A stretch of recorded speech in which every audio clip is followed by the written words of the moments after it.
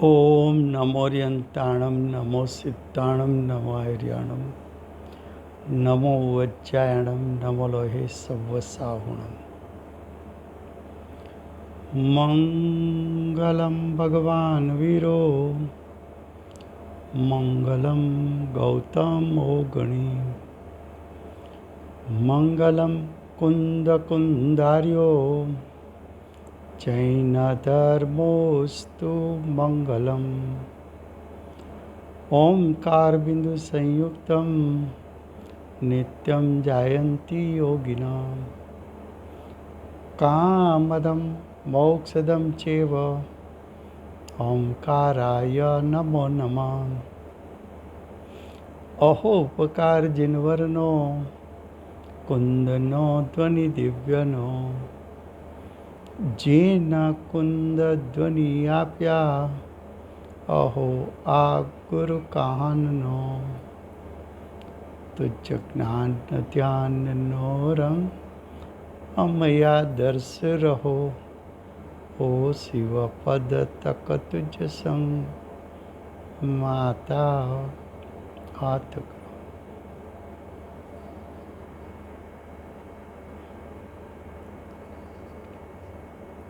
આ અષ્ટપાહુર નામનું પરમ અધ્યાત્મ શાસ્ત્ર છે. ભગવત કુંકુંદાચાર્ય દેવે પાંચમું પાહુડ ભાવ પાહુડની રચના કરી છે. ભાવ પાહુડ ભાવ કહેતા જીવના ભાવ, જીવના ભાવ અને એનું ફળ આચાર્ય ભગવંત આ પાહુડમાં બતાવવા માગે છે. એમાં ગાથા 114 ગાથા એનો ભાવાર્થ ચાલે છે. એમાં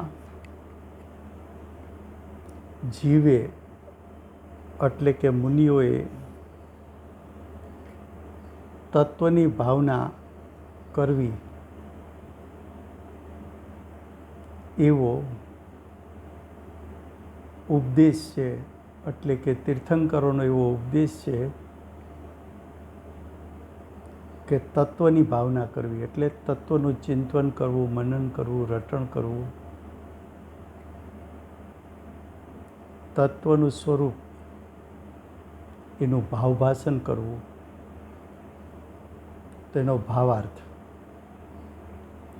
પ્રથમ જીવ તત્વની ભાવના.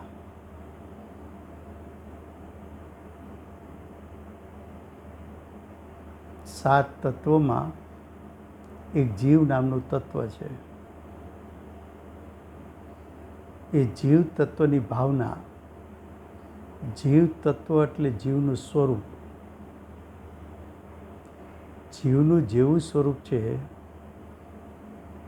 એવા સ્વરૂપનું ચિંતન કરવું, મનન કરવું, રટણ કરવું, એને જીવ તત્વની ભાવના કહે છે. તો કહે છે પ્રથમ જીવ તત્વની ભાવના તો સામાન્ય જીવ દર્શન જ્ઞાન ચેતના સ્વરૂપ છે તેવી ભાવના કરવી. જીવનું સામાન્ય સ્વરૂપ શું, જીવનું અસાધારણ સ્વરૂપ શું? અસાધારણ સ્વરૂપ એટલે બાકીના 5 દ્રવ્યોથી જીવને જુદો પાડી શકાય એવું સ્વરૂપ શું? અને સામાન્ય સ્વરૂપ એટલે જીવ અનંત છે, અનંતે અનંત જીવોનું સામાન્ય સ્વરૂપ શું? તો કે છે જીવ ચેતના સ્વરૂપ છે. જો એક શબ્દ પ્રયોગ કરી બાકીના 6 દ્રવ્યથી એટલે કે બાકીના 5 અજીવ દ્રવ્યોથી એટલે કે 6 દ્રવ્યોમાંથી જીવની સત્તા જુદી પાડવા માટે, જીવનું સ્વરૂપ ભિન્ન બતાવવા માટે જીવનું એવું અસાધારણ લક્ષણ બતાવ્યું કે જે બાકીના 5 અજીવ દ્રવ્યોમાં નથી. બાકીના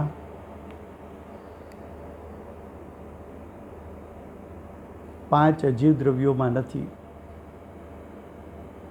તો જીવનું અસાધારણ સ્વરૂપ એટલે કે બાકીના 5 દ્રવ્યોથી જીવની સત્તાને જુદી પાડી શકાય એવું જીવનું લક્ષણ, તો કે જીવ ચેતના સ્વરૂપ છે. સ્વરૂપ એટલે સ્વરૂપ, સ્વરૂપ એટલે સ્વસ્વભાવ. જીવનો સ્વસ્વભાવ શું છે? તો કે જીવ ચૈતન્યમય ચૈતન્યમય ચૈતન્યમય છે. હવે કે છે તેની ભાવના કરવી. હું ચૈતન્યમય છું, ચૈતન્યમય છું. હું જ્ઞાન દર્શન વ્યાપાર કરવાવાળો છું. જાણવું દેખવું મારો સ્વભાવ છે. એનો અર્થ શું થયો? કે મારું સ્વરૂપ શરીરના સ્વરૂપથી જુદું છે. શરીર અચેતન છે, જડ છે, સ્પર્શ રસગંધ વર્ણવાળું છે. એનાથી આત્માનું સ્વરૂપ ભિન્ન છે. જીવના સ્વરૂપથી આત્માનું સ્વરૂપ ભિન્ન. શા માટે ચિંતવનમાં લેવું? શા માટે મનનમાં લેવું? તો કે એટલા માટે કે જીવ અને શરીર બંને સાથે હોય ત્યારે તું એવું માની બેસે છે કે આ શરીર ચેતનવંતું છે. તો કે જો શરીર ચેતનવંતું હોય તો દેહ પરિવર્તનના કાળે, મરણના કાળે આ શરીરમાંથી જીવ ચાલ્યો જાય ત્યારે એ શરીર તો અચેતન દેખાઈ આવે છે. અને આત્મા ચાલ્યો ગયો એ અરૂપી તત્વ ચાલ્યું ગયું એ તું ઇન્દ્રિય જ્ઞાન દ્વારા તો પકડી શકતો નથી. જ્યારે શરીરને તો ઇન્દ્રિય જ્ઞાન દ્વારા પકડી શકે છે. તો જીવથી શરીર ભિન્ન છે અને શરીરથી જીવ ભિન્ન છે. એ આ ચેતના લક્ષણ દ્વારા જીવ અને શરીર વચ્ચે ભેદ જ્ઞાનનું ચિંતન કર. તારી મોટામાં મોટી ભૂલ શું? તો કે તું જીવ ચેતનવંતો હોવા છતાં શરીરને ચેતનવંતું માને છે. આવી માન્યતા તારી અનાદિકાળની છે. કદાચ તું શબ્દથી બોલ કે આત્મા ચેતન છે તો પણ ભાવભાષણ ન કરે ત્યાં સુધી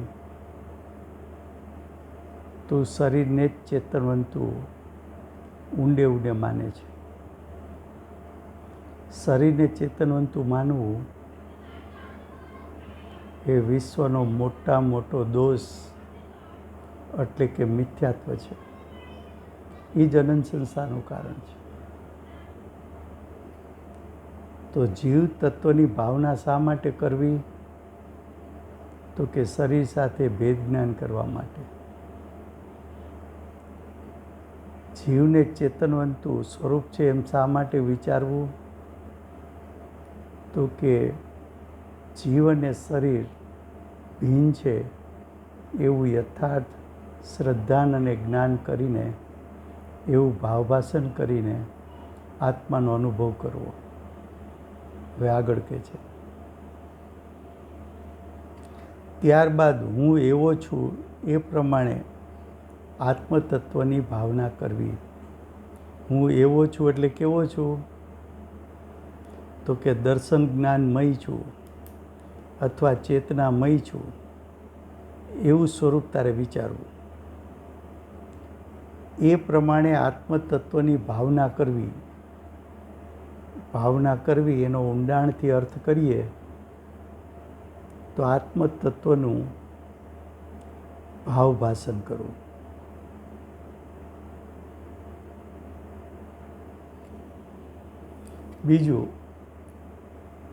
બીજું અજીવ તત્વ છે. પેલા જીવ તત્વની ચિંતન મનન કર્યું, હવે અજીવ તત્વનું. તો કે અજીવ તત્વનું શા માટે ચિંતન મનન કરવું? તો કે જીવનું સ્વરૂપ વધારે દ્રઢ કરવા માટે અજીવ તત્વનું એટલે અજીવનું સ્વરૂપ એટલે કે અજીવનો સ્વસ્વભાવ. તો અજીવનો સ્વસ્વભાવ એનું પણ ચિંતન મનન કરવું. અજીવનો સ્વસ્વભાવ એનું ચિંતન મનન શા માટે કરવું? તો કે અજીવ તત્વ જીવ તત્વથી જુદું છે એવું શ્રદ્ધાન અને જ્ઞાન નિર્વિકલ્પ કરવું હોય તો જીવ અને અજીવ તત્વ વચ્ચે શું તફાવત છે? જીવ અજીવ તત્વ વચ્ચે શું અંતર છે? જીવથી અજીવ તત્વ કેમ જુદું છે?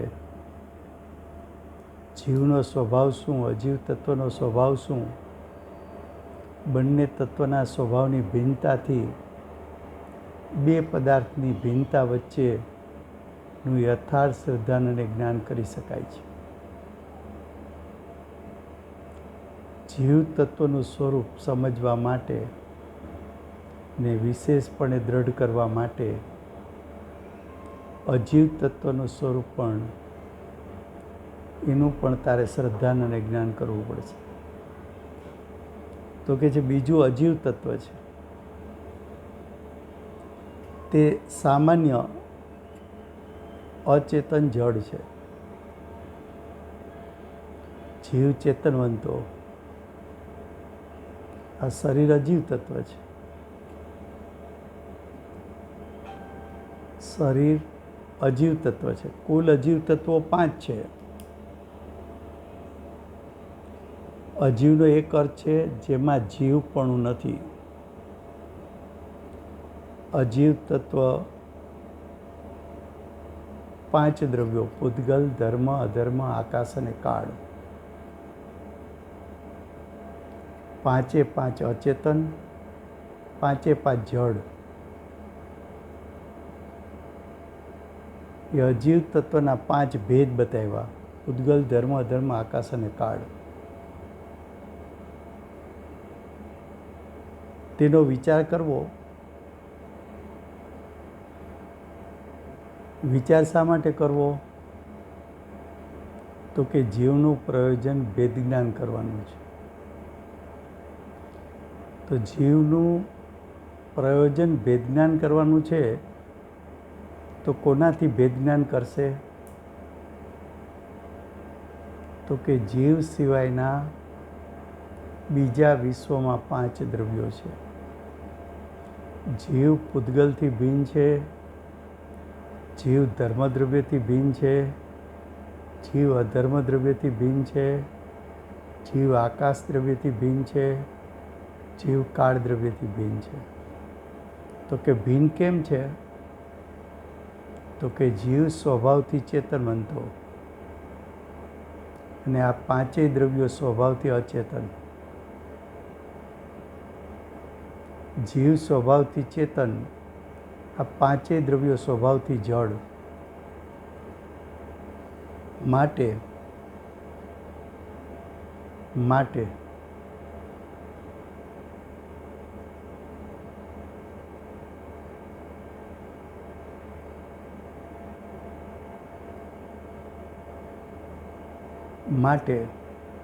જીવ અને અજીવ વચ્ચે અંતર બતાવ્યું. હવે કે છે તે 5 ભેદો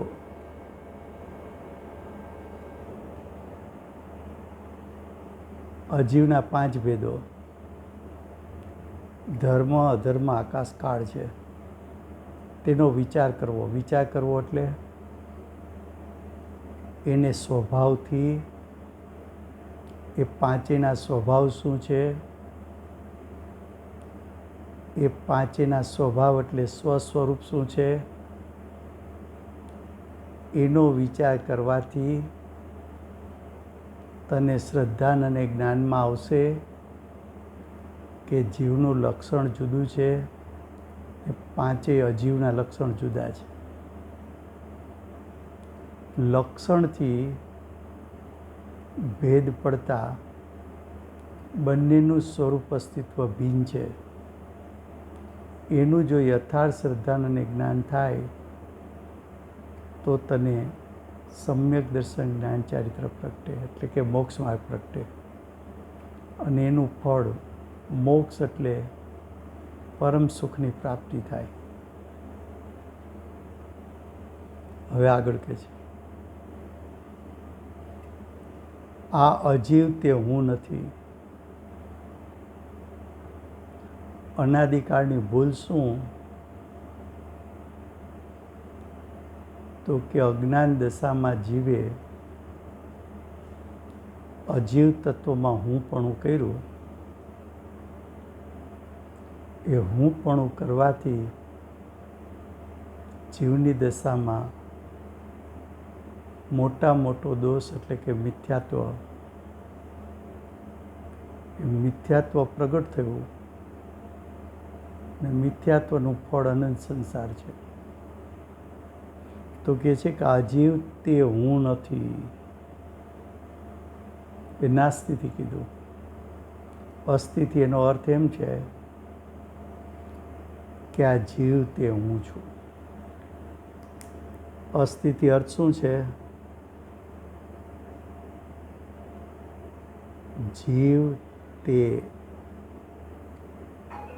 હું છું. હવે કે છે ત્રીજું તત્વ આશ્રવ તત્વ. 7 તત્વોમાં પહેલું જીવ તત્વ, બીજું અજીવ તત્વ, ત્રીજું આશ્રવ તત્વ.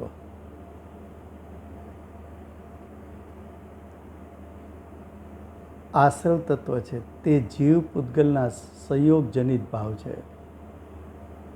સંયોગજનિત એટલે નિમિત્ત નૈમિત્તિક સંબંધથી ઉત્પન્ન થતો ભાવ. સંયોગજનિત ભાવ કોને કહેવાય? સંયોગજનિત ભાવ એટલે જીવના ભાવ અને કર્મના ભાવ વચ્ચે નિમિત્ત નૈમિત્તિક સંબંધથી ઉત્પન્ન થતો ભાવ.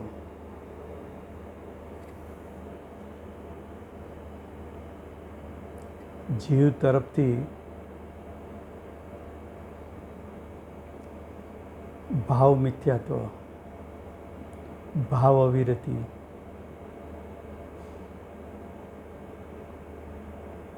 ભાવ પ્રમાદ, ભાવ કસાય અને ભાવ યોગ. તો જે આશ્રવ તત્વ છે એ આશ્રવના પ્રકાર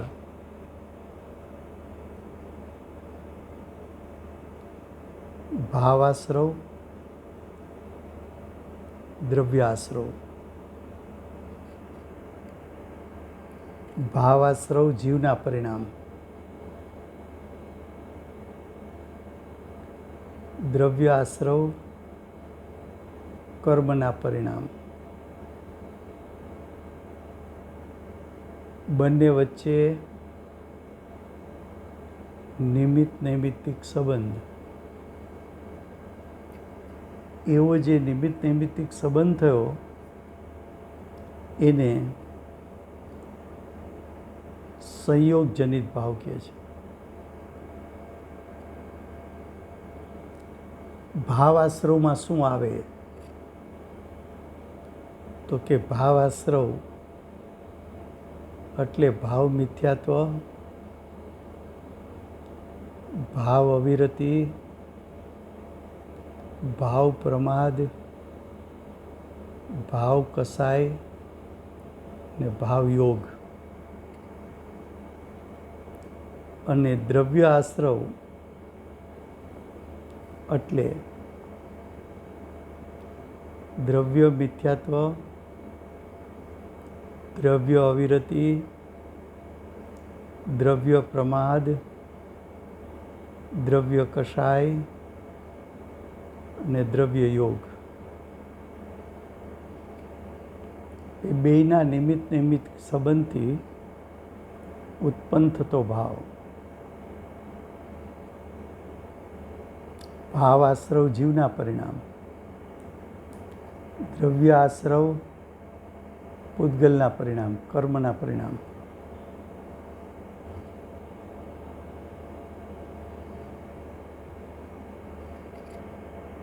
હવે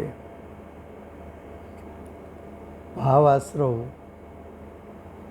એટલે મોહ રાગ દ્વેષ.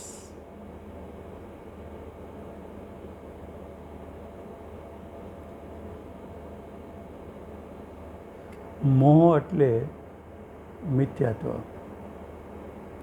રાગ દ્વેષ એટલે અવિરતિ, પ્રમાદ, કસાય. મોહ રાગ દ્વેષ. મોહ એટલે દર્શન મોહ, શ્રદ્ધા ગુણના પરિણામ. રાગ દ્વેષ ચારિત્ર મોહ, ચારિત્ર ગુણના વિપરીત પરિણામ.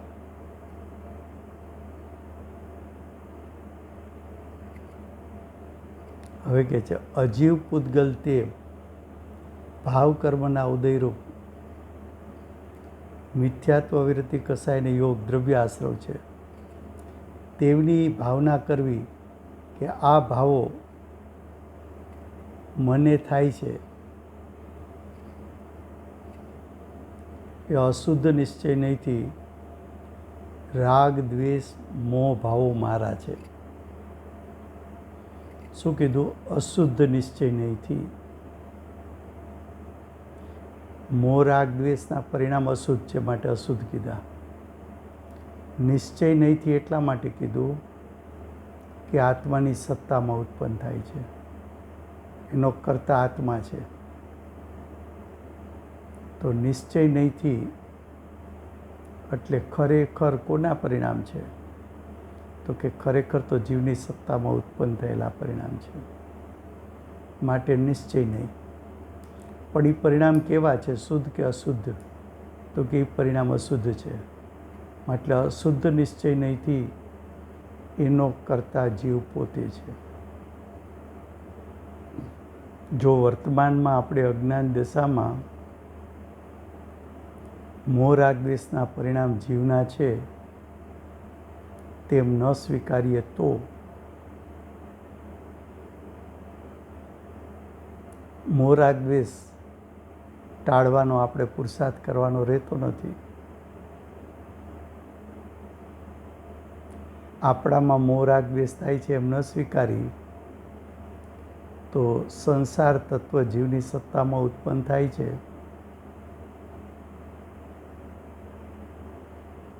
એ વાતની સિદ્ધિ થતી નથી. અને જો જીવની દશામાં મોહ રાગ દ્વેષ થયા એનો સ્વતંત્ર કરતા જીવ છે એમ તમે ન માનો તો તમારે એમ માનવું પડે કે કર્મના ઉદયથી થાય છે. તો કર્મનો ઉદય તો પૂતગલ છે ને પૂતગલ તો અચેતન છે ને મોહ રાગ દ્વેષ તો ચેતનમય પરિણામ છે. તો અચેતન ચેતનના પરિણામ કઈ રીતે કરે?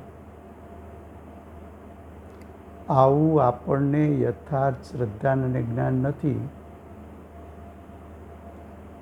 એટલે આશ્રવ તત્વ છોડવા જેવું હોવા છતાં આશ્રવ તત્વ કેવું છે? તો કે આશ્રવ તત્વ તો હે તત્વ છે.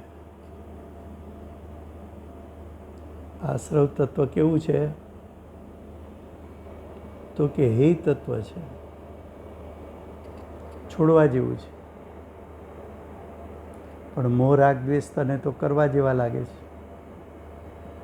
તો જે તત્વ છોડવા જેવું છે તે કરવા જેવું લાગવું, તો તારો અભિપ્રાય મિથ્યા થયો, તારો અભિપ્રાય વિપરીત થયો, તારો અભિપ્રાય જૂઠો થયો. એ જૂઠો અભિપ્રાય એ તો મિથ્યાત્વ છે. અને મિથ્યાત્વ તો અનંત સંસારનું કારણ છે.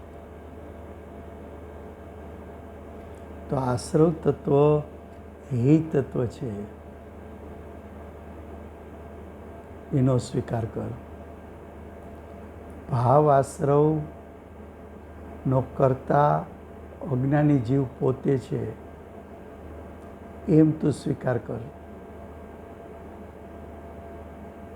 આશ્રવ તત્વ સંસારનું કારણ છે, ચાર ગતિનું કારણ છે એમ સ્વીકાર કર.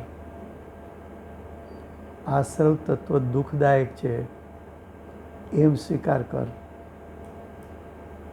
હવે જો આવું સ્વીકાર, તો આશ્રવ તત્વ છોડવા જેવું છે એમ થયું. તો આશ્રવ તત્વ છોડવા જેવું છે એવો જો યથાર્થ નિર્ણય જીવ કરે, તો આશ્રવ તત્વ છોડવાનો પુરુષાર્થ થાય. આશ્રવ તત્વ પરના લક્ષ્ય ઉત્પન્ન થાય છે. આશ્રવ તત્વ છે એ પરના લક્ષ્ય થાય છે. હવે જો આશ્રવ તત્વ પરના લક્ષ્ય થતું હોય, તો સ્વના લક્ષ્ય આશ્રવ તત્વ છૂટવું જોઈએ. તો સ્વનો આશ્રય લે. તો કે આશ્રવ તત્વ છોડવા જેવું છે, હે તત્વ છે, દુઃખદાયક તત્વ છે, એનો કરતા હું છું એવું ચિંતન કરીને પેલા એટલું નક્કી કર. ત્યાર પછી આશ્રવ તત્વનો ત્યાગ કર.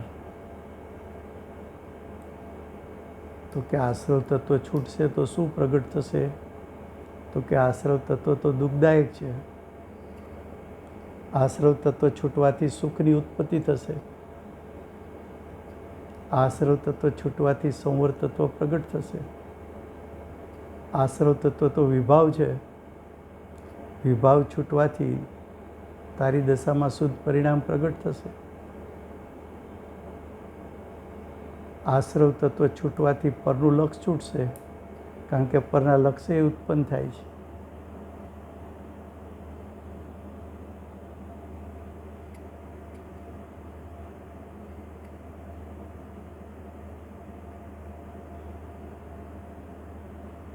આ આશ્રવ તત્વ છે એ બંધનું કારણ છે. આશ્રવ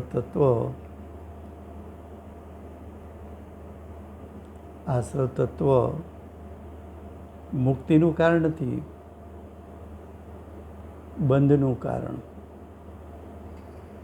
હવે જો આશ્રવ તત્વ છૂટી જાય, તો આશ્રવ તત્વ જ બંધનું કારણ હતું. તો આશ્રવ તત્વ છૂટી ગયું, તો હવે બંધનું કારણ ન રહ્યું, તો તારી મુક્તિ થશે. હવે 7 તત્વોમાં ચોથું તત્વ બંધ તત્વ છે.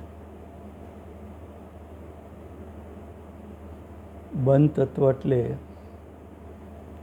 જીવમાં ઉત્પન્ન થતા મોહ રાગ દ્વેષ. મોહ રાગ દ્વેષ એટલે જીવના અરૂપી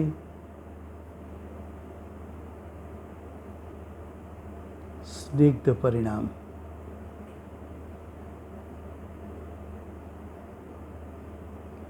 ફરીવાર,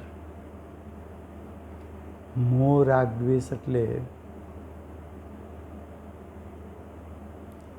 કસાઈ ભાવ.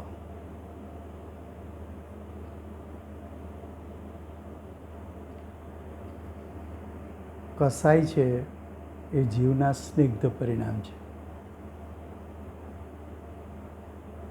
બંધ તત્વ છે તો બંધના પણ બે પ્રકાર છે.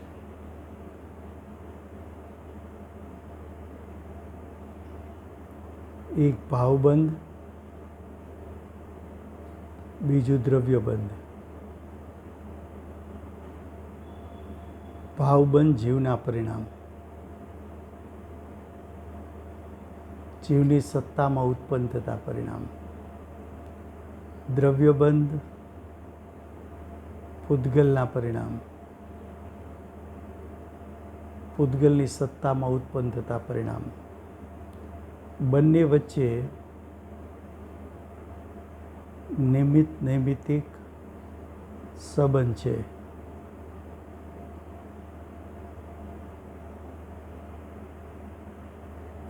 બંને વચ્ચે નૈમિત્તિક સંબંધ છે.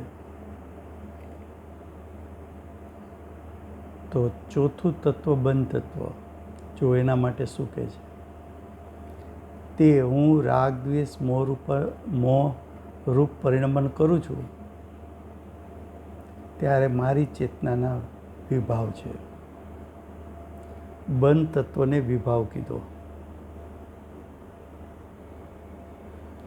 બંધ તત્વને જીવના પરિણામ કીધા. પણ જીવના કેવા પરિણામ? વિભાવ પરિણામ.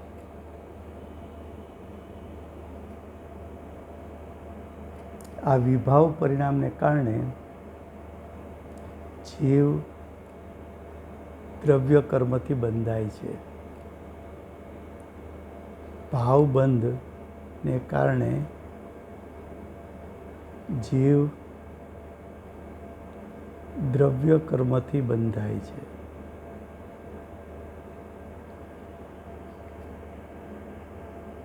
દ્રવ્ય કર્મ અને નો કર્મથી બંધાય છે. બંધ તત્વ છે એને વિભાવ ભાવ કયો, વિકારી ભાવ કયો કે અશુદ્ધ ભાવ કયો જીવના. એનો કરતા જીવ ભાવબંધ, એનો કરતા જીવ જીવની સત્તામાં ઉત્પન્ન થાય છે. ચેતન પરિણામ છે. ચૈતન્યમય ભાવ છે.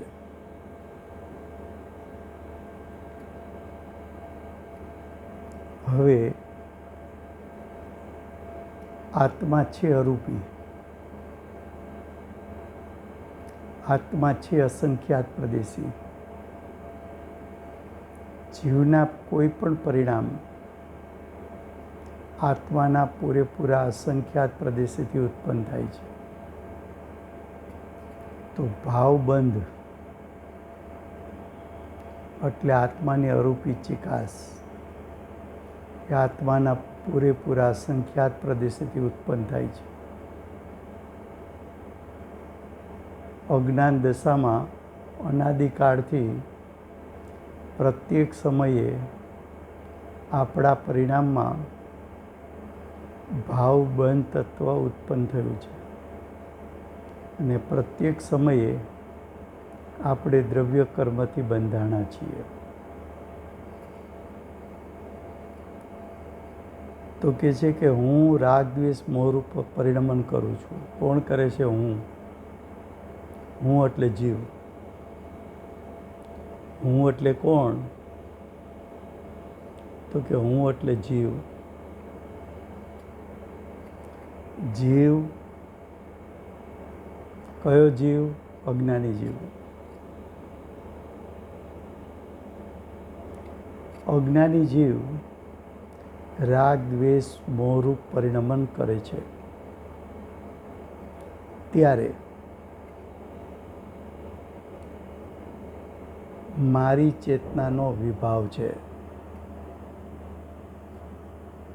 એટલે બંધ તત્વ છે એ વિભાવ છે.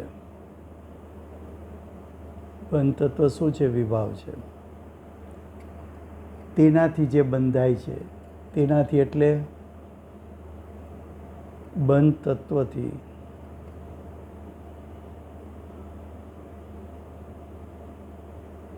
જે બંધાય છે તે પૂતગલ છે. એટલે પૂતગલ એટલે દ્રવ્ય કર્મ. કર્મ પૂતગલ છે. કર્મ પૂતગલો 8 પ્રકારના. જીવે મોહ રાગ દ્વેષ ઉત્પન્ન કર્યા એનું નિમિત્ત પામીને જ્ઞાનાવરણી દર્શનાવરણી મોહની અંતરાય વેદનીય આયુ નામ અને ગોત્ર 8 પ્રકારના કર્મ જીવની સત્તા સાથે બંધાણા.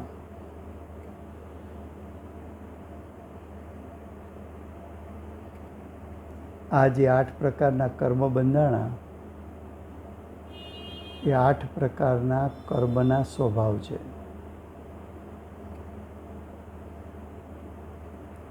એ 8 પ્રકારના કર્મ જેટલા કાળ માટે બંધાણા એટલા કાળને કર્મની જીવ સાથે રહેવાની સ્થિતિ કહેવાય છે. અને એ 8 કર્મો એ જે ફળ આપવાની શક્તિ હોય એની એને કર્મનો અનુભાગ કહેવાય છે. અને એક સમયમાં જેટલા કર્મ આવીને આત્માના પ્રદેશે રોકાણા બંધાણા એને પ્રદેશ કહેવાય છે. તો 8 પ્રકારના કર્મોને એની પ્રકૃતિ છે એટલે કે સ્વભાવ છે. 8 પ્રકારના કર્મો અમુક કાળ સાથે અમુક કાળ માટે જીવ સાથે બંધાયેલા રહે છે એને સ્થિતિ કહેવાય છે. એ કર્મનો કાળ પૂરો થાય ઉદયમાં આવે ત્યારે એ કર્મો જે ફળ આપે એ ફળ આપવાની શક્તિ કર્મોને ફળ આપવાની શક્તિ એને કર્મનો અનુભાગ કહેવાય છે. અને એક સમયના જીવે કરેલા વિભાવ એક સમયનો કરેલો વિભાવ એને કારણે આવેલા કર્મોની ક્વોન્ટિટી જથ્થો જે આત્માના પ્રદેશે બંધાણો એ કર્મના પ્રદેશ કહેવાય છે. તો બંધના પ્રકાર 4. પ્રકૃતિ બંધ એટલે કયા સ્વભાવનું કર્મ બંધાણું. પ્રદેશ બંધ એટલે કેટલી સંખ્યામાં કર્મો આવીને બંધાણા. સ્થિતિબંધ એટલે આવેલા કર્મો કેટલો કાળ માટે જીવની સાથે રહેશે. અનુભાગ બંધ એટલે બંધાયેલા કર્મ ઉદયમાં આવશે ત્યારે એને ફળ આપવાની શક્તિ કેટલી છે. એવા 4 પ્રકારના બંધ છે. તેવો એ જીવના ભાવો એટલે ભાવબંધ વિભાવો છે. વિભાવ છે એટલે છોડવા જેવા છે. તો જે ચોથું બંધ તત્વ છે એ તત્વ છોડવા જેવું ત્યાગવા જેવું.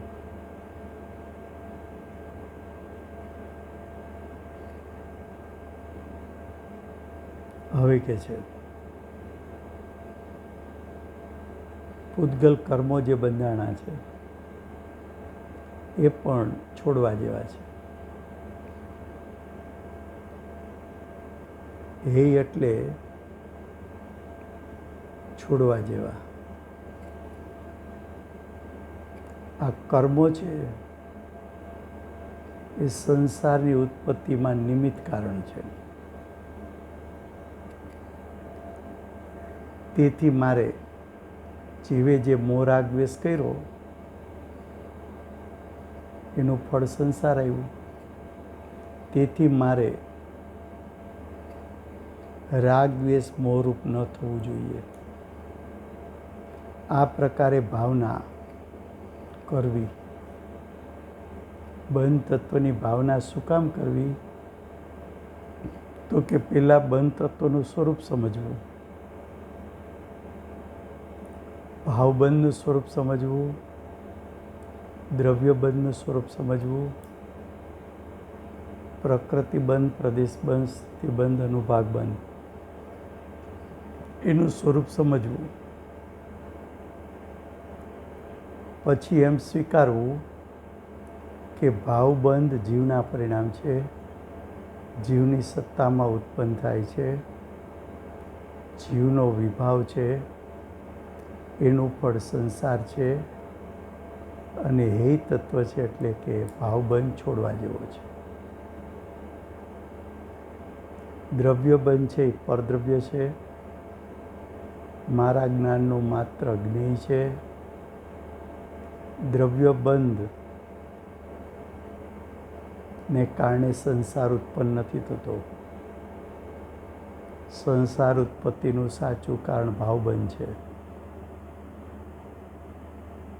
આવું સ્વીકારીને ભાવબંધનું સ્વરૂપ સમજો ત્યારે કહેવાય કે પોતાના પરિણામમાંથી ભાવબંધનો નાશ કરી મોક્ષની પ્રાપ્તિ કરે. 8 પ્રકારના કર્મથી છૂટે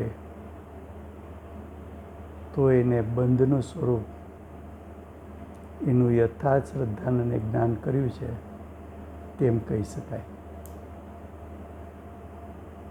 સમય થયો છે. આગળનો વિષય નેક્સ્ટ સ્વાધ્યાયમાં આવશે.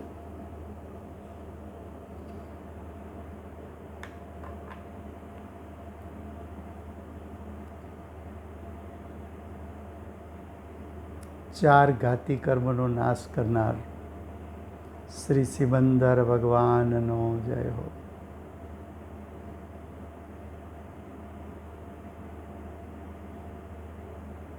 ત્રણ કસાઈનો નાશ કરનાર શ્રી કુંદકુંદાચાર્ય દેવનો જય હો. અનંતાનુબંધી કસાઈનો નાશ કરનાર સાક્ષાત ઉપકારી પરમ કૃપાળુ શ્રી સદગુરુદેવનો જય હો. પ્રસમ મૂર્તિ ભગવતી માતનો જય હો. અષ્ટ જીનવાણી માતનો જય હો. પરમ દિગંબર જૈન ધર્મનો જય હો.